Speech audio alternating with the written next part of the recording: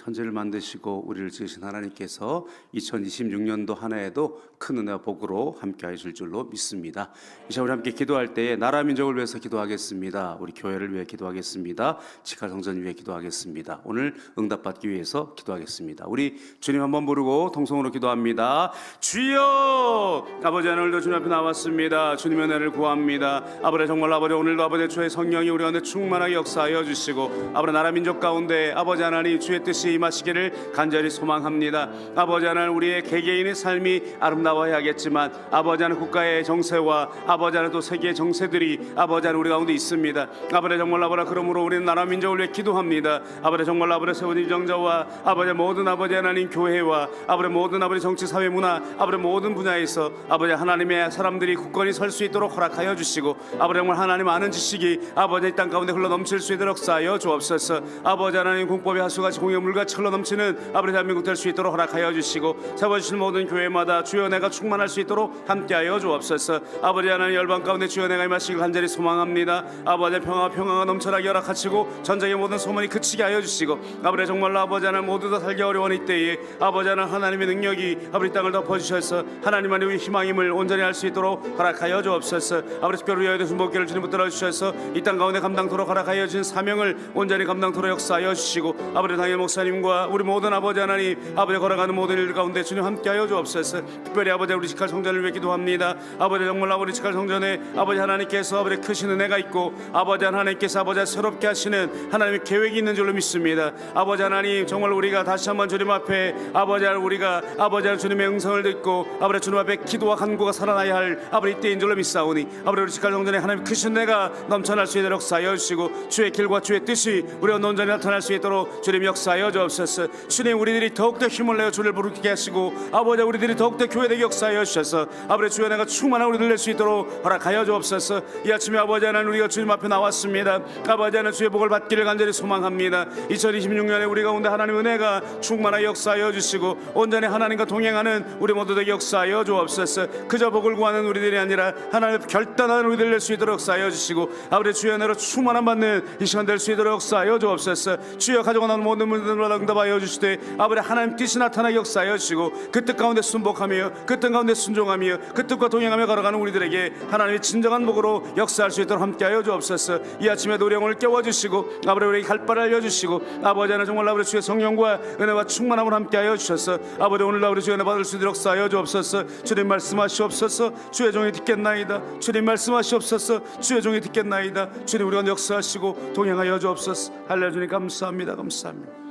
하나님 2026년도 새로운 한 해를 우리 가운데 허락하여 주심에 감사합니다. 아버지 하나님 우리들이 나라와 민족을 위해 기도하고 교회를 위해 기도하고 아버지 우리 직할 성전을 위해 기도하고 우리의 자신과 가정과 사업과 생활을 위해 기도합니다. 아버지 하나님 우리에게 주어진 새로운 날 동안에 하나님의 은혜만이 충만할 수 있도록 허락하여 주시고 모든 순간 모든 곳에서 주님의 뜻을 구별하며 그 뜻에 순종하는 우리들에게 예수 그리스도의 권세와 성령의 권능으로 함께하여 주옵소서. 이 아침에도 주님 앞에 예배합니다. 주님의 은혜가 충만하게 역사하여 주옵소서. 부족한 자가 말씀을 들고 섰지만 주님 말씀하시고 우리 주의 종들이 듣게 주님께 역사하여 주시옵소서. 예수님의 이름으로 기도드립니다. 아멘.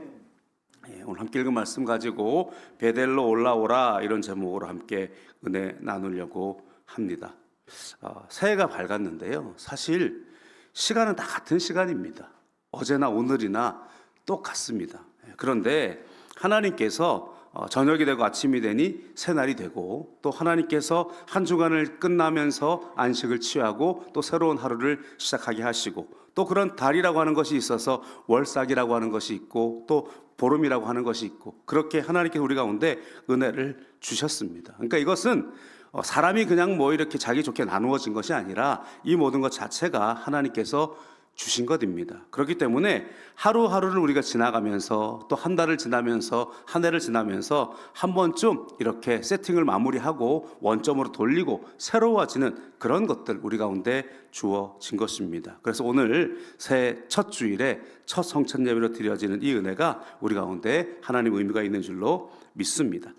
이렇게 시간적으로 뭐 하루, 한 주, 한 달, 1년 이렇게 정리하는 회복의 포인트가 있는가 하면 우리 가운데 영적인 원상 회복을 원하는 그런 포인트들도 우리 가운데 있습니다. 그 중에 하나가 베델입니다. 이 베델이라고 하는 곳에서 회복되어지고 새로워지는 은혜가 우리 가운데 함께하기를 소망합니다. 그렇다면 베델은 어떤 곳인가요? 우리가 베델에서 무엇을 회복해야 할까요? 첫 번째로 베델은 은혜의 장소입니다.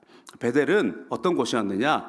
베델은 그냥 광야였습니다. 원래는 루스라고 하는 광야였어요. 그리고 야곱이 축복을 받기를 굉장히 소망하는 사람이어서 축복을 다 받아냈어요. 그러니까 형을 속여서 장자권도 샀고 눈 어두운 아버지를 속여서 장자의 축복도 받았습니다. 그런데 현실은 광야였던 거예요. 그냥 허탈해진 거예요. 꿈이 사라져버린 것입니다. 왜냐하면 그는 아직 하나님을 잘 몰라요. 그는 그저 복받기 원했던 거예요. 우리들이 지금 새해가 되면 일출을 보러 간다는 둥, 새해가 되면 토종 비결을 본다는 둥, 새해가 되면 좋은 것들을 막 한다는 둥, 그런 거 하는 것과 비슷해요. 그러니까 하나님 앞에서 하나님과의 관계를 우선시해야 되는데 우리가 무언가 복의 결과물만을 바라고 있는 그런 삶을 살아갈 때가 많이 있다는 거죠. 그저 꿈을 막 세웁니다. 그래서 좋은 대학 가면 다 해결되겠지, 좋은 직장 가면 해결되겠지, 무언가 우리 가운데 어떤 것들을 얻으면 해결되겠지, 그것만을 막 가져가려고 그래요. 그런데 내 뜻대로 되는 경우도 있고 내 뜻대로 됐는데도 그 뒤에 허무가 다가올 때도 있다는 것이지요.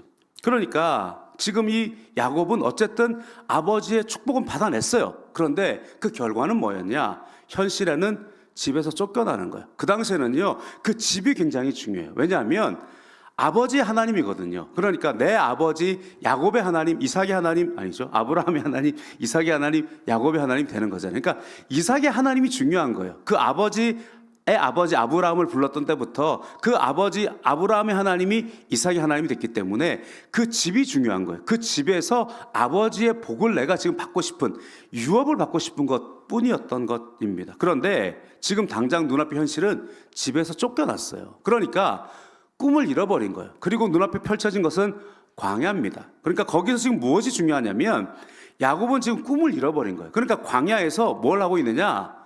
그냥 돌이나 베고, 아침부터 이런 표현을 쓰면 좀 그런데,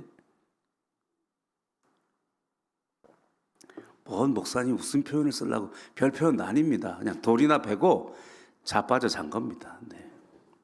그러니까 여러분 누워 자는 것과 자빠져 자는 것은 좀 다른 거잖아요. 그러니까 희망을 잃어버린 거예요. 여러분 그런 경우 꽤 많이 있어요. 유명한 엘리야도 그렇게 기적을 행해놓고 로뎀나무 아래에서 뭐라 그럽니까? 지금이 좋습니다. 그러니까 저를 생명을 데려가십시오. 그러면서 잤단 말이에요. 그냥 깊게. 우리가 그런 때가 있어요. 그런데 문제는요, 물론 자고 쉬는 것들이 필요합니다. 그러니까 천사를 보내서 어루만져주고 일어나라, 먹어라 이렇게 이야기하시잖아요. 그리고 또 재워주기도 하세요. 그런데 자고 쉰 이유는 뭐냐? 그것을 먹은 이유는 뭐냐? 하나님의 산 호렙으로 달려가야 되거든요. 결국에 응답은요, 우리들이 그냥 자고 쉬는 것으로 끝나는 게 아닙니다. 우리가 다시금 힘을 내서 하나님께로 나가야 돼요. 그리고 하나님 앞에 사명을 다시 회복해야 돼요. 하나님 앞에 응답받아야 되는 줄로 믿습니다. 오늘 우리 탁장로님 기도해 주셨지만 우리가 송구영신 예배 지나면서 조금 암울한 소식을 들었어요. 근데요, 제가 보기 좀 안타까운 건 뭐냐면요, 그쯤 되면 그 다음 날부터 기도 동산으로 새벽 기도로 몰려오셔야 되거든요. 부르짖어야 돼요. 여러분 때때로 그런데 우리가 낙심하고 힘들고 피곤하고 지치고 실망하면 죄송합니다, 자빠져 잡니다. 그러면 안 돼요. 응답이 안 돼요. 아무 해결이 안 돼요. 주님 앞에 부르짖어야 할 줄 믿습니다. 우리 가운데 어떤 문제가 나타나도 마찬가지입니다. 우리가 기대했던 것, 꿈꾸었던 것, 내 뜻대로 안 되고 무언가 하나님의 뜻을 모를 때 더욱더 주님 앞에 열심으로 나와서 부르짖어야 합니다. 그래야 응답이 주어지는 것입니다. 그런데 여기에 이 베델이라고 하는 곳이 어떤 이 단계들이 지나가게 되냐면, 야곱은 하나님 앞에 이 아버지의 축복만 받기 원했어요. 그러니까 복의 결과물만 원했습니다. 그런데 이 베델이라는 곳에서 이삭이 주었던 축복이 결국에는 하나님의 언약이 되어지고, 그리고 하나님 앞에 이 베델에서 야곱이 서원하게 되므로 이 축복이 제대로 이루어지는 언약과 약속이 되는 것을 보게 됩니다. 우리가 그 단계를 좀 봐야 할 것인데요. 창세기 28장 10절에 13절 같이 한번 읽어보겠습니다. 야곱이 브엘세바에서 떠나 하란으로 향하여 가더니 한 곳에 이르러는 해가 진지라 거기서 유숙하려고 그곳에 한 돌을 가져다가 베개로 삼고 거기 누워 자더니 꿈에 본즉 사닥다리가 땅 위에 서 있는데 그 꼭대기가 하늘에 닿았고 또 본즉 하나님의 사자들이 그 위에 오르락 내리락 하고. 여러분, 축복만 받아서는 안 됩니다. 하나님 만나야 됩니다. 그렇게 하나님 만나고 나니까 야곱이 고백이 달라져요. 창세기 28장 16절 19절입니다. 다시 읽어보겠습니다. 야곱이 잠이 깨어 이르되 야훼께서 과연 여기 계시거늘 내가 알지 못하였도다. 이에 두려워하여 이르되 두렵도다. 이곳이요 이것은 다름 아닌 하나님의 집이요 이는 하늘의 문이로다 하고 야곱이 아침에 일찍이 일어나 베개로 삼았던 돌을 가져다가 기둥으로 세우고 그 위에 기름을 붓고 그곳 이름을 베델이라 하였더라. 이 성의 옛 이름은 루스더라. 아멘. 베델은 하나님의 집이란 뜻입니다. 그러니까 광야임에도 불구하고 내가 배웠던 돌베개 하나뿐인데도 불구하고 이게 그냥 베개로 쓰여졌던 물건이 이제는 하나님의 제단이 될 수 있다라고 고백하는, 하나님을 만난 사람은 이와 같은 고백을 하게 되는 줄로 믿습니다. 두 번째로 베델은 언약의 장소인데요. 이 베델에서 아까 말씀드린 것처럼 이 이삭의 축복이 하나님의 약속이 되고 그것에 대해서 우리가 서원하게 됨으로 말미암아 하나님의 언약으로 가게 되는 것을 보게 됩니다. 그 세 가지를 우리가 한번 살펴볼 텐데요. 지금 야곱이 받고자 했던 그 이삭의 축복의 내용은 이런 것입니다. 창세기 27장 27절에서 29절입니다. 같이 읽어보겠습니다. 그가 가까이 가서 그에게 입맞추니 아버지가 그의 옷에 향취를 맡고 그에게 축복하여 이르되 내 아들의 향취는 야훼께서 복 주신 밭의 향취로다. 하나님은 하늘의 이슬과 땅의 기름짐이며 풍성한 곡식과 포도주를 내게 주시기를 원하노라. 만민이 너를 섬기고 열국이 내게 굴복하리니 내가 형제들의 주가 되고 내 어머니의 아들들이 내게 굴복하며 너를 저주하는 자는 저주를 받고 너를 축복하는 자는 복을 받기를 원하노라. 아멘. 굉장히 좋은 내용입니다. 그죠? 내용을 정리하면 그렇습니다. 첫 번째는 풍성한 곡식과 포도주를 주실 것이다. 두 번째는 만민이 너를 섬기고 열국이 너에게 복종하게 될 것이다. 세 번째는 너를 축복하는 자는 복을 받고 저주하는 자는 저주를 받게 될 것이다. 굉장히 좋습니다. 우리 가운데 풍성함을 주겠다. 그리고 모든 것들을 다스리고 복종시킬 수 있도록 너에게 권세를 줄 것이다. 그리고 너에게 복이 있어서 너를 축복하면 복을 받고 너를 저주하면 저주를 받게 될 것이다. 이것이 이삭이 준 축복입니다. 그런데 여기에는 무엇이 빠져 있느냐? 하나님과의 관계가 빠져 있습니다. 복의 결과물만 있는 것입니다. 하나님과의 관계는 이삭에게 머물러 있고 야곱에게 함께 갈 수가 없습니다. 왜냐하면 이것은 이삭이 그 가운데 약속해 줄 수 있는 내용이 아니에요. 이거는요, 하나님이 오셔야 되기 때문에 그렇습니다. 그런데 이 축복을 받아내는 것이 중요합니다. 이 축복이 있었기 때문에 우리가 축복하면 하나님이 복을 주시는 거예요. 그렇기 때문에 축복은 중요합니다. 그래서 축복하는 것마다 아멘으로 받으시길 바랍니다. 아이, 네가 뭔데 나를 축복해? 아니요, 축복은 일단 아멘 해야 돼요. 할렐루야. 그러면 축복은 복을 빈다는 거잖아요. 복을 빌어주면 복은 하나님이 주시는 거거든요. 그러니까 분명히 야곱의 열심이 있고 이삭의 축복이 있었기 때문에 다음 단계에 베델의 복이 있는 거예요. 그런데 이 복을 하나님이 약속으로 바꾸세요. 지금 차이가 좀 있습니다. 결과물은 비슷할 수 있습니다. 그런데 중요한 차이를 여러분들이 말씀을 읽으면서 발견했으면 좋겠습니다. 창세기 28장 13절에서 15절입니다. 같이 읽어보겠습니다. 또 본즉 야훼께서 그 위에 서서 이르시되 나는 야훼니 너의 조부 아브라함의 하나님이요 이삭의 하나님이라. 내가 누워있는 땅을 내가 너와 내 자손에게 주리니 내 자손이 땅의 티끌같이 되어 내가 서쪽과 동쪽과 북쪽과 남쪽으로 퍼져나갈지며 땅의 모든 족속이 너와 내 자손으로 말미암아 복을 받으리라. 내가 너와 함께 있어 내가 어디로 가든지 너를 지키며 너를 이끌어 이 땅으로 돌아오게 할지라. 내가 내게 허락한 것을 다 이루기까지 너를 떠나지 아니하리라 하신지라. 아멘. 아멘 하시면 이렇게 내게 될 줄로 믿습니다. 아멘. 그러니까 아버지가 축복한 내용과 앞의 결과물은 비슷해요. 축복의 대를 잇겠다. 그죠? 첫 번째 내용은 그렇습니다. 두 번째는 이 땅을 너에게 주겠다 말씀했어요. 너의 자손이 복을 받게 될 것이다. 네 번째는 너와 내 자손으로 열방이 복을 받을 것이다. 비슷해요. 제일 중요한 게 여기 있어요. 너와 함께 있겠다. 할렐루야. 나는 누구라고 말씀하셨냐면 나는 너의 조부 아브라함의 하나님이요 이삭의 하나님이라. 이제껏 너희 아브라함과 이삭의 하나님에 있던 내가 이제 그 말을 하는 이유는 뭡니까? 내가 너의 하나님이 될 거야 라고 말씀해 주시는 것입니다. 이것이 있기 때문에 결과물이 제대로 복을 받는 거예요. 우리 가운데 하나님께서 더 디테일하게 말씀해 주신 것뿐만 아니라 내가 너와 이 일을 이루기까지 반드시 너를 떠나지 않을 것이고 나는 너의 하나님이 될 거야 라고 말씀하신 것입니다. 우리 가운데 이게 있어야 돼요. 그랬더니 야곱의 고백이 달라지는 거예요. 야곱이 서원했어요. 창세기 28장 20절에서 22절입니다. 함께 읽겠습니다. 야곱이 서원하여 이르되 하나님이 나와 함께 계셔서 내가 가는 이 길에서 나를 지키시고 먹을 떡과 입을 옷을 주시어 내가 평안히 아버지 집으로 돌아가게 하시오면 야훼께서 나의 하나님이 되실 것이요 내가 기둥으로 세운 이 돌이 하나님의 집이 될 것이요 하나님께서 내게 주신 모든 것에서 10분의 1을 내가 반드시 하나님께 드리겠나이다 하였더라. 아멘.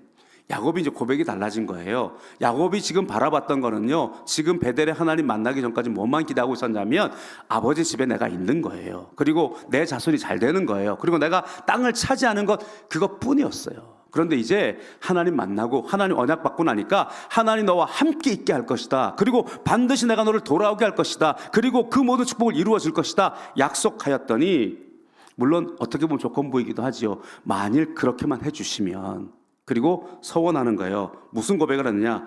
하나님이 내 하나님이십니다. 고백을.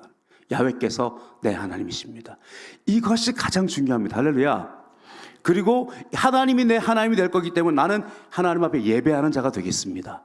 베델이, 이곳이 하나님께 드려지는 베델이 될 것이고 하나님의 집이 될 것입니다. 예배하는 자가 될 것입니다는 고백이요. 그리고 모든 소득의 10분의 1을 내가 반드시 하나님께 드리겠습니다. 여러분, 이게 중요한 거예요. 우리 가운데 이 다음에 자녀가 잘 되고 땅에서 복을 받고 이 땅을 차지하고는요, 이것이 결정되어지면 결과물로 주어지는 것입니다. 그러므로 우리는 하나님이 내 하나님이 되십니다는 고백을 잊지 말아야 합니다. 하나님 앞에 예배를 열심으로 지켜야 합니다. 그리고 하나님께서 모든 것 주셨으니 이 모든 것이 하나님 주신 것입니다는 고백의 11조를 올려드리는 것입니다. 그런데 여기까지 이제 첫 번째 베델의 약속이 있었어요. 그런데 이제 오늘의 내용은 이 첫 번째 고백이 아니란 말이에요. 이 고백은 뭐냐면, 이 야곱이, 중요한 것은 지금 이 본문 가운데, 창세기 35장의 본문 가운데 야곱이 베델로 갔었을까요? 안 갔었을까요? 그 이전에.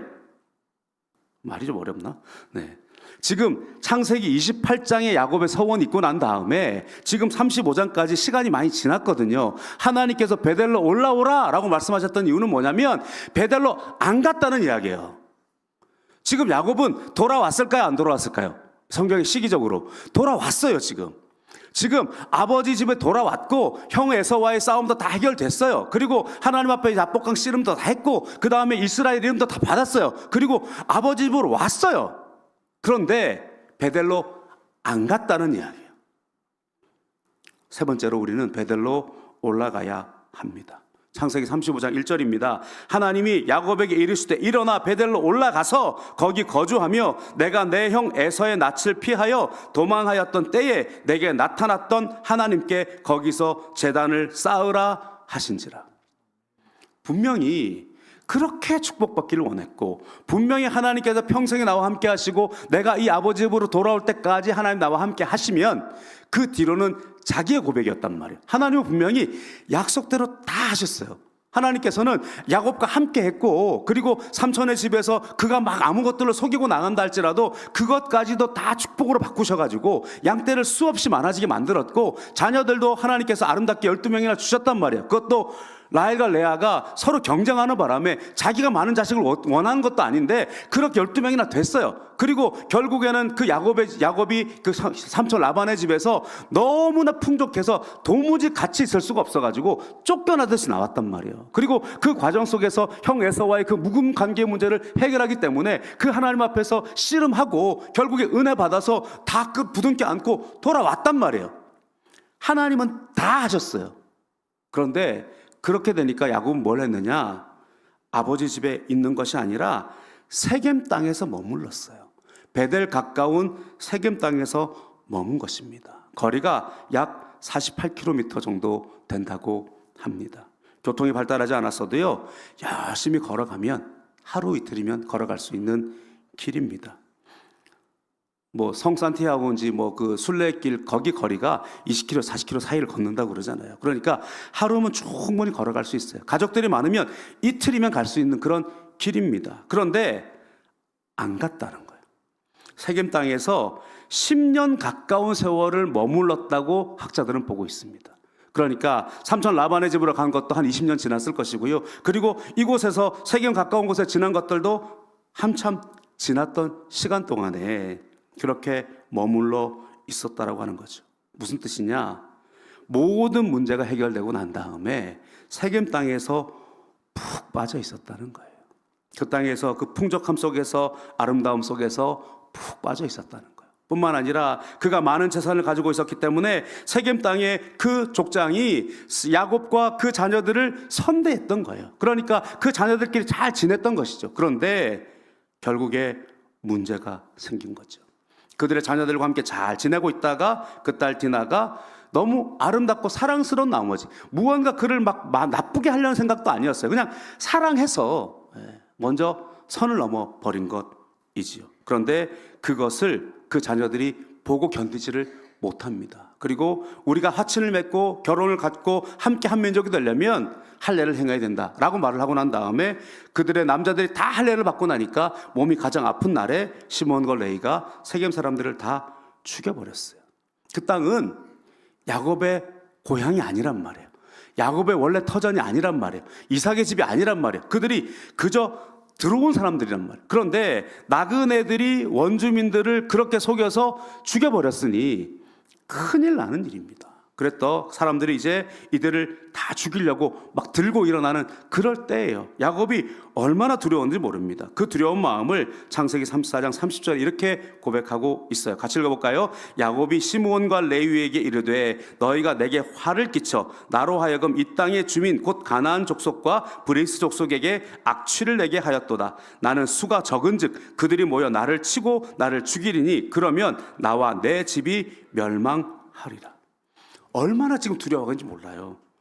그들이 나를 칠 것인데 나와 내 집이 멸망할 것이다. 그들은 크고 나는 작다. 그러니 그들이 마음 먹고 나를 치려고 하면 우리 다 멸망한다. 결국 무슨 말입니까? 죽게 됐다는 이야기야. 죽게 됐다.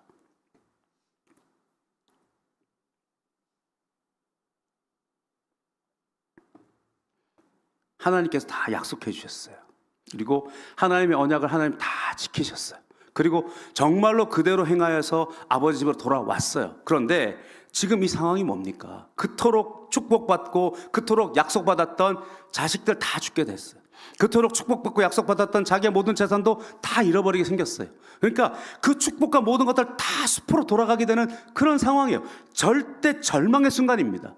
그런데 우리가 낙심하지 말 것은 그때 하나님이 나타나셨다는 거예요.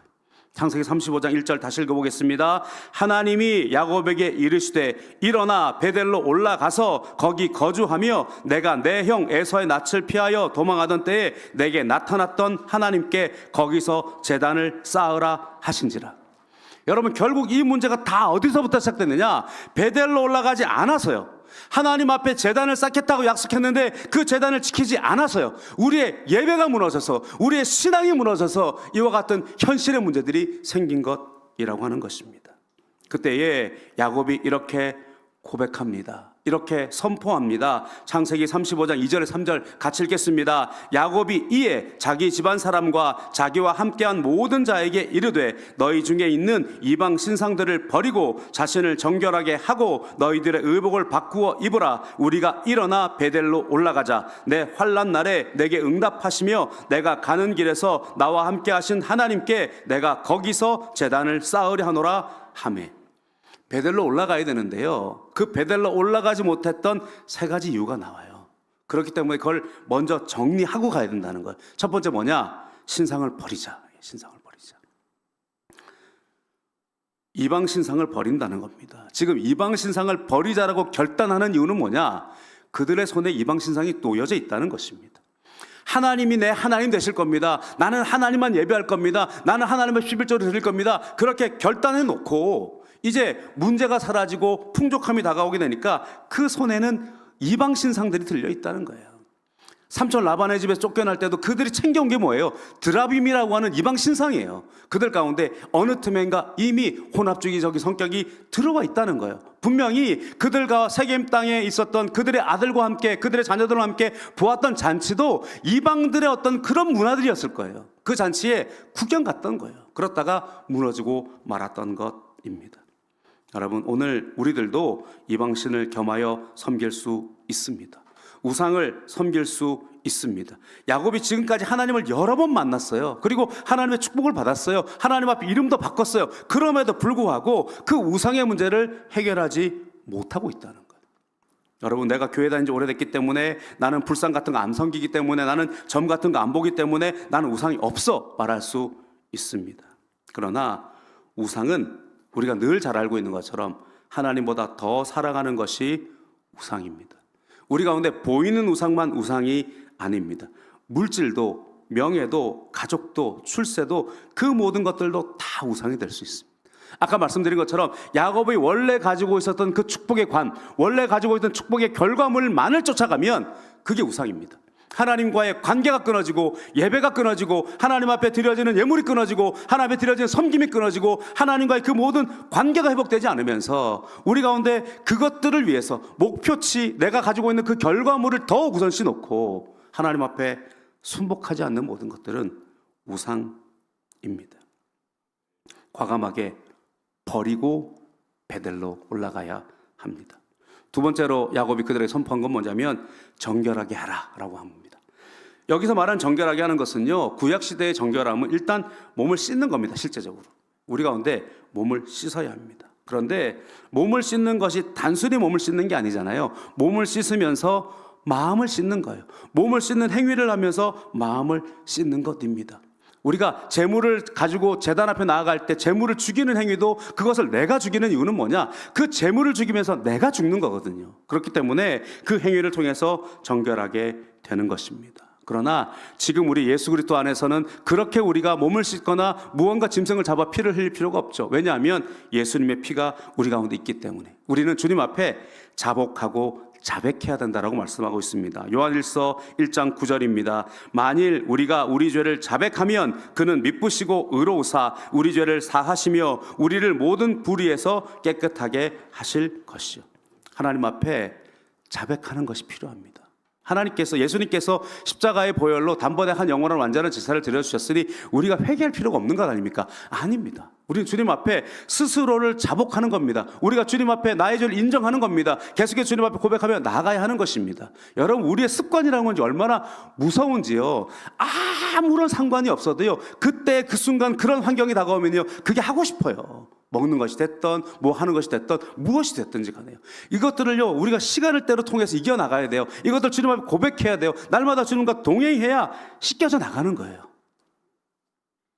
어떤 한 사람이 술을 끊고 싶은데 술이 잘 안 끊어진다는 거잖아요. 그래서 매번 퇴근 시간마다 지나올 때마다 나를 유혹하는 그 냄새와 나를 유혹하는 것들이 나를 유혹했다는 거예요. 그래서 당신 또 왜 넘어졌냐 그랬더니 나를 지나오는 그 순간에 그 나를 유혹하는 게 너무 많다. 어디로 왔냐? 이 길로 저 길로 왔다. 그래서 사람이 이야기해 줬다는 거 아니야. 길이 거기밖에 없냐? 조금 돌아오면 어떠냐? 그 음식점이랑 그게 없는 대로 돌아오면 되지 않냐? 아, 그렇구나. 돌아왔다는 거 아닙니까? 자극이 덜하는, 훈련이 필요하다는 거예요. 우리 가운데 자복해야 됩니다. 주님 앞에 회개하며 나아가야 합니다. 세 번째로 무엇을 하라고 선포하냐면 의복을 바꿔라. 의복을 바꿔라. 마지막 명령한 것이 의복을 바꿔라. 지금까지 입고 있는 의복을 새롭게 깨끗한 것으로 입으라는 것입니다. 의복을 바꾸라는 이야기는 뭡니까? 원래 구약시대에 이스라엘 민족들은요, 의복도 정해져 있어요. 그것 가운데 때로는 어떤 수술도 달기도 하고 그러면서 거룩함을 지켜나가야 되는 것들이 있습니다. 그런데 그 복식이 어떻게 변했겠어요? 세겜 땅에 머물면서 그들의 옷을 입은 거예요. 그들의 옷은요, 우상을 섬기기 편한 옷일 겁니다. 그들의 옷은 그들의 그런 어떤 문화들이 섞여져 있을 것입니다.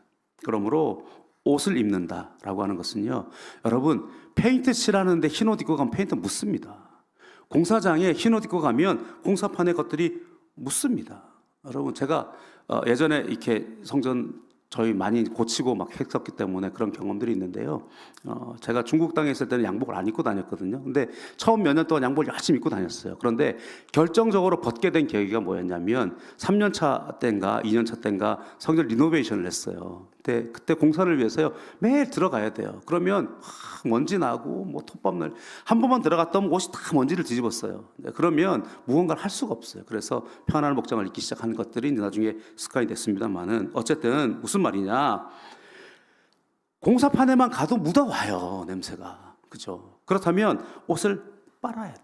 우리가 세상을 걸어가면 세상의 것들이 묻어올 수밖에 없어요. 그렇기 때문에 날마다 주님 앞에 빨아야 돼요. 말씀으로 빨고 보혈로 빨고 찬송으로 빨고 기도로 빨고. 여러분 계속해서 세상의 소식들은 내 가운데 들어오는데 아침에 눈을 뜰 때 밤에 잠을 잘 때 하루에 살아가는 동안에 주님 앞에 기도하지 않으면 어떻게 그 생각을 씻어내겠습니까? 주님 앞에 나와야 하고 주님 앞에 말씀대로 걸어가는 그 결단들을 행해야 되는 줄로 믿습니다. 에베소 4장 22절 24절 우리 같이 읽어보겠습니다. 너희는 유혹의 욕심을 따라 썩어져가는 구습을 따르는 옛사람을 벗어버리고 오직 너희의 심령이 새롭게 되어 하나님을 따라 의와 진리의 거룩함으로 지으심을 받은 새 사람을 입으라.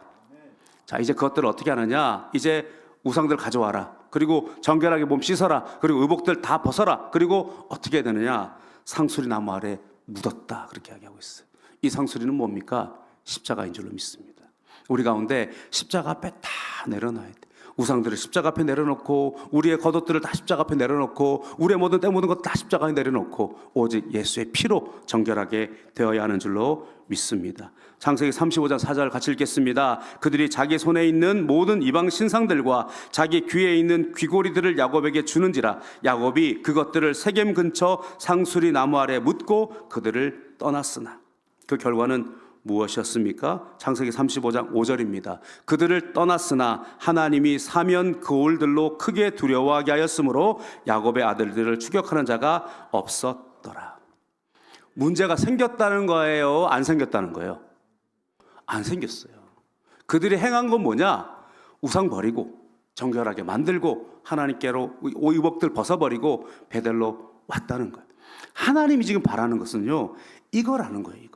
하나님이 바라는 것은요 우리 가운데 우상을 버리고 의복을 바꾸고 하나님께로만 나와서 하나님만 예배하는 것이라는 것입니다. 여러분 우리가 신년이 되면 이 베델로 올라가자 약속들 많이 하고 축복도 많이 받습니다. 그런데 다만 기도 회복하라는 것이 아닙니다. 하나님은요 하나님과 하나가 되는 것, 복이라고 하는 말 뜻 자체가 무릎 꿇다라 그랬잖아요. 복은요 하나님 앞에 무릎을 꿇으면 모든 나무가 잎사귀가 나무에 붙어 있기만 하면 그 잎사귀는 약이 되고 열매는 먹을 것이 된다 말씀하셨습니까? 우리 가운데 주님께로 날마다 붙어 있는 것, 우리의 복은 하나님과의 관계가 떨어지면 아무것도 아닙니다. 포도 가지가 나무에 떨어지면 너희가 아무것도 할 수 없다고 말씀했어요. 그리고 그것은 잘라져서 태워버린다. 왜냐하면 포도나무 가지는 포도나무에 붙어서 열매 맺지 않으면 쓸모가 아무것도 없어요. 포도나무 가지는요 이쑤시개 하나 만들 수가 없어요. 그러므로 우리는 주님께 붙어 있어야 됩니다.